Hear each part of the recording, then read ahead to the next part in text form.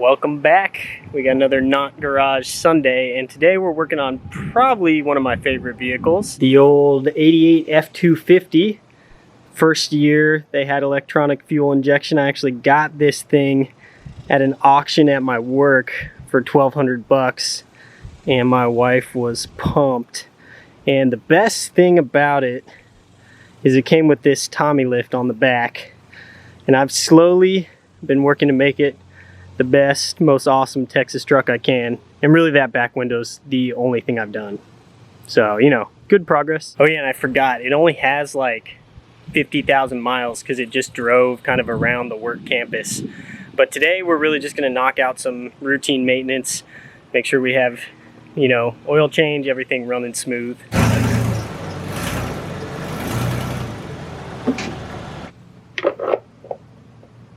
Okay, so there's the oil pan right there, and then the drain plug is right here on this side. And it's actually cool. I don't know if it's stock or aftermarket, but it has a drain built in. So, you know, traditionally I have to dump out my giant bag of sockets and take this plug out, but for this you just pop this, ooh, whoops. So yeah, you just pop that latch down and you are good to go. Draining the oil that easy. I love that. Yeah, and I'm not sure if this thing had synthetic in it or not, because it's my first oil change on this truck.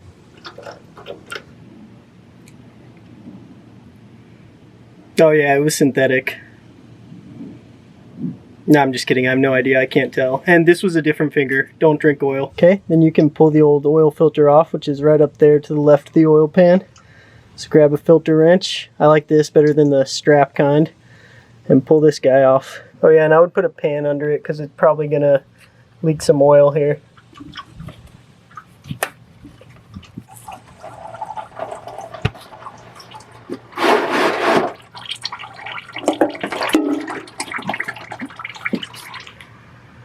Alright, now just grab your new filter. And you're going to prime it with a little fresh oil. 530, I am putting synthetic in it.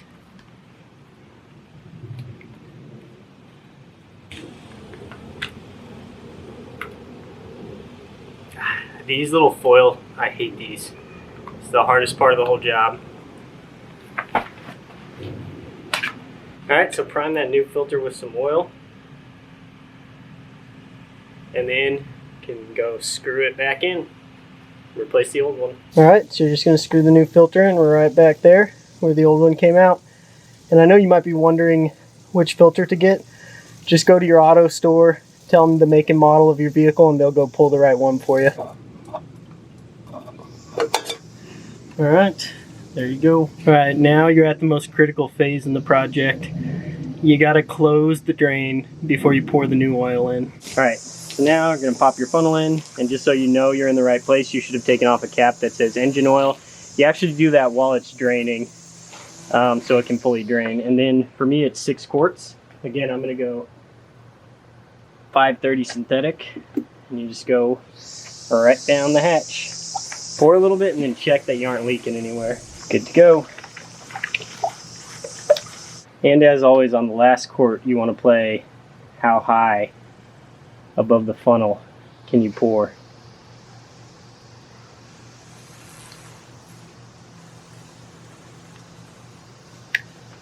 Nice, almost hit the hood on that one. Alright, so yeah, just replace the cap and your oil has been changed. And while we're under there, we're going to do a couple more things.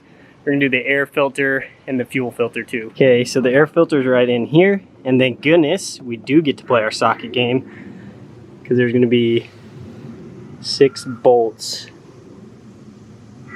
holding this thing on. Alright, so dump out your bag of sockets. Dump out your bag of sockets and take your best guess. I'm thinking 3/8. I was wrong, it was 5/16. What? Oh. These don't work without a battery.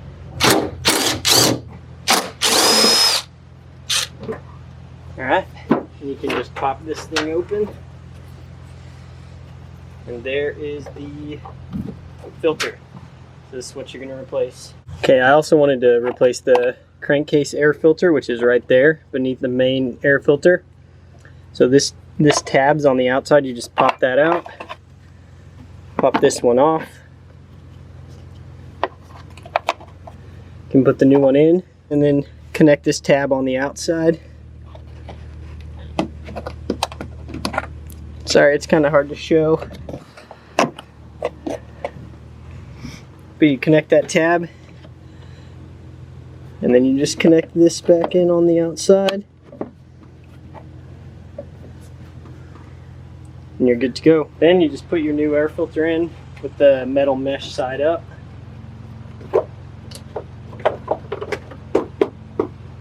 And close this and bolt it back up. And I dropped one of the bolts, which is my least favorite thing. I dropped one, could never find it, so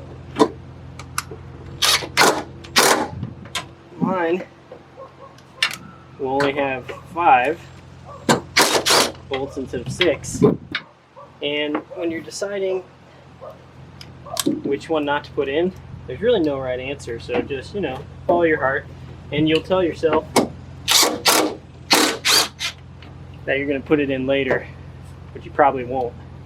So just start the mental process of accepting that you're going to be short one for a while, or forever. Last up is the fuel filter. This is by far my least favorite because you can try to, you know, drain and depressurize the lines and whatever you want. I always spray fuel all over myself. I mean, if you're an idiot like me, you've got no shot. So anyway, it's up under the driver's side in my truck. So let's get to it. There it is right there. There's a little white tab you have to pull out on the triangular side to pull off. It looks like this. I already pulled it out and broke it. Don't worry though, your new filter comes with a new one.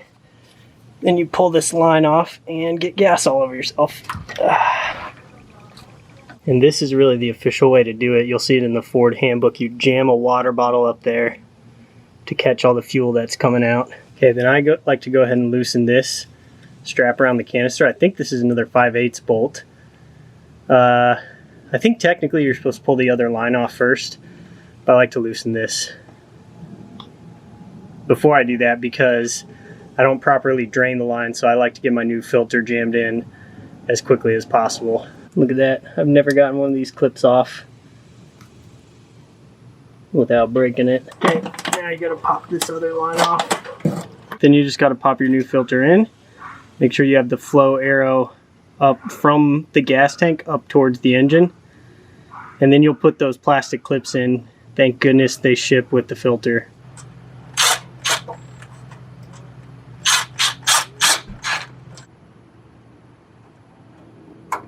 Whew. That pretty much wraps it up. That fuel filter was a little more difficult than I thought. Those plastic clips really got the best of me. But yeah, that's pretty much it. Only 2 things left now. 1, we've got to test it. 2, I have an idea how I can maybe find that lost bolt that I dropped in the engine bay. All right, here we go. Oh yeah, turn right over. Oh yeah, Old Tex is running smooth. Getting 40 miles an hour.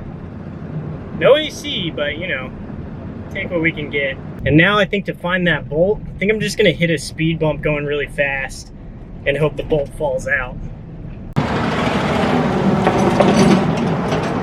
Yeah, it didn't work. All right guys, now that we're kind of back to the baseline on the Ford, it's only bigger and better from here. If you want to follow that, go ahead and subscribe. We'll be doing more stuff to this, small engine stuff, all kinds of stuff. As always, don't take any of my advice. I have no idea what I'm doing. Good luck. Do I look like a male nurse?